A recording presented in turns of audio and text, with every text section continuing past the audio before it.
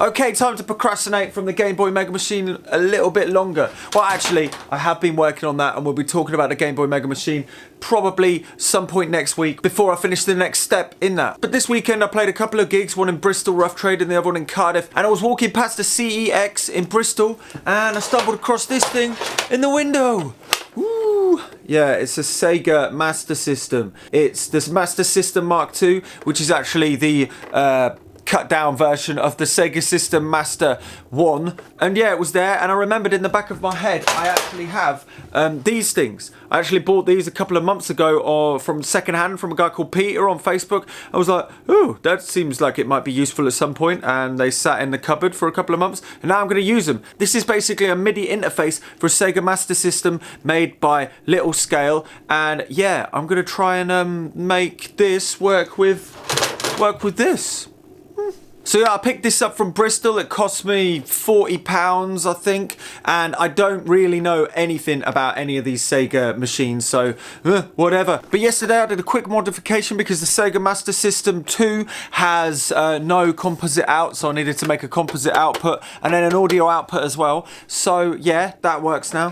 A very simple video for that I found, and the link for that is in the description below. So yeah, now for part 2, which is actually turning this into a synthesizer and playing it with like MIDI things. So the base model Sega Master Systems have an SN76489 sound chip. I think that's right. I keep on forgetting the numbers. I'm getting them mixed up. 76489. That's right. And yeah, this one, I opened it up and lo and behold, I couldn't actually find it in there. I was getting a bit scared that maybe it doesn't even have a sound chip at all. But actually, I think the Sega Master System Mark 1s actually have the SN76489s in them, and to cut costs in the Mark II, maybe the actual functions of the sound chip put into another chip, you know, just to kind of reduce chip count. I don't know, but I can't see it. It's not in there.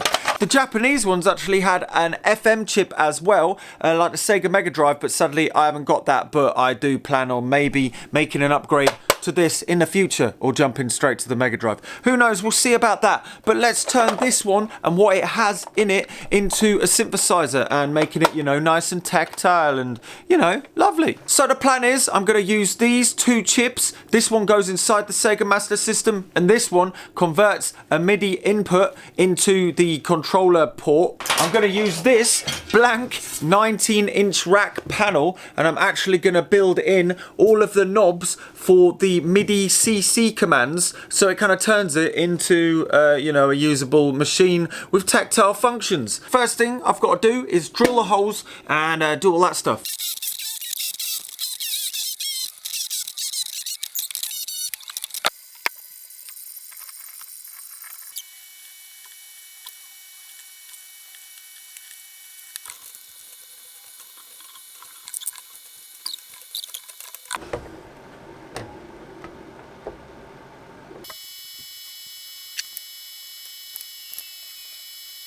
So yeah, I may have skipped a few steps. I'm sorry about that. I sort of forgot to press record a couple of times.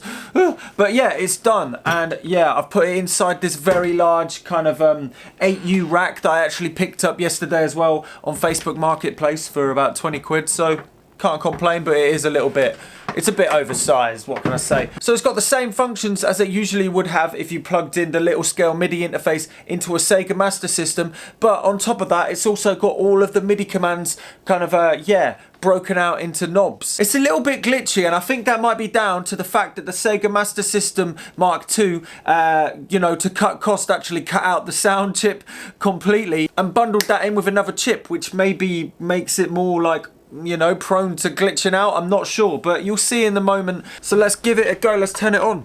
Oh, actually first, no, oh, I forgot. I actually have to put this in, the Little Scale kind of MIDI converter. I'll just plop that in there. Oh, good. Plug that in. Now time to turn it on. Yeah. As you can see, you can use it without like plugging anything in. Look. There's those noises from boot up.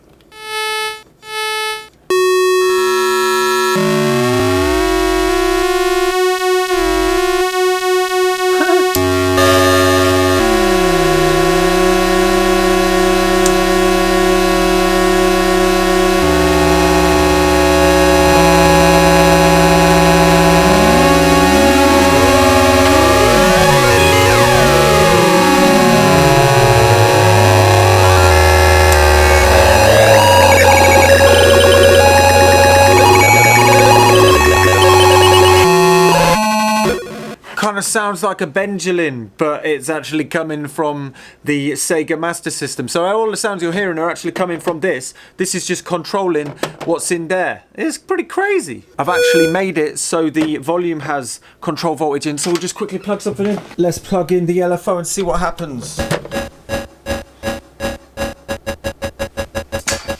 Oh yeah, it worked.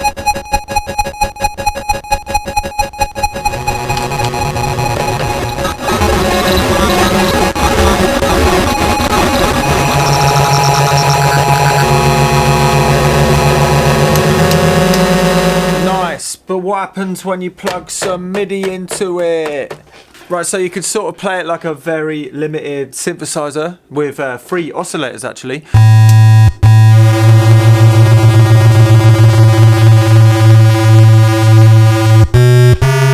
Oh, it goes out too.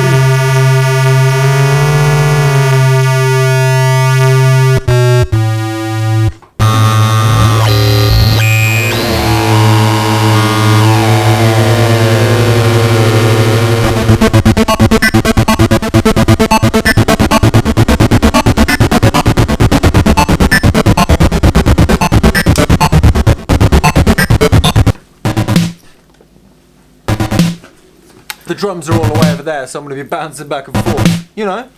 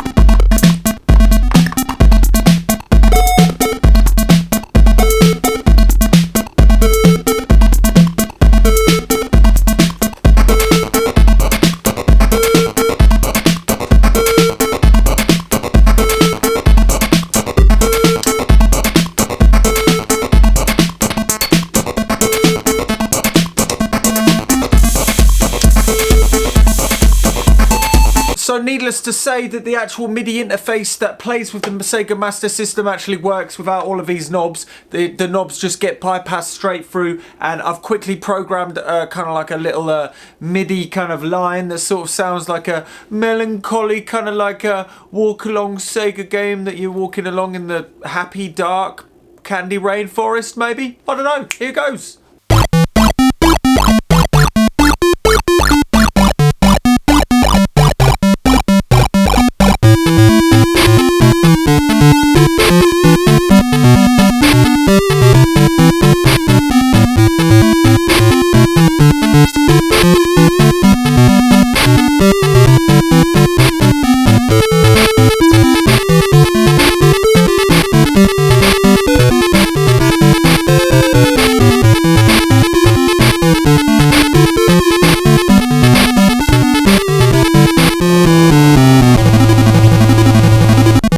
So yeah, you can actually make that with just the Sega Master System and the MIDI interface that you can get from Little Scale. There's a link in the description. I don't know whether they actually sell them anymore. I think you have to build them yourself, but I don't know. So you may have noticed there was some modulation where you have to actually directly draw in the pitch bend, and that's what I did on that MIDI channel. But then I tried twisting some knobs whilst that MIDI file was playing, and yeah, it kind of just ended up in a weird mush that didn't really make much sense.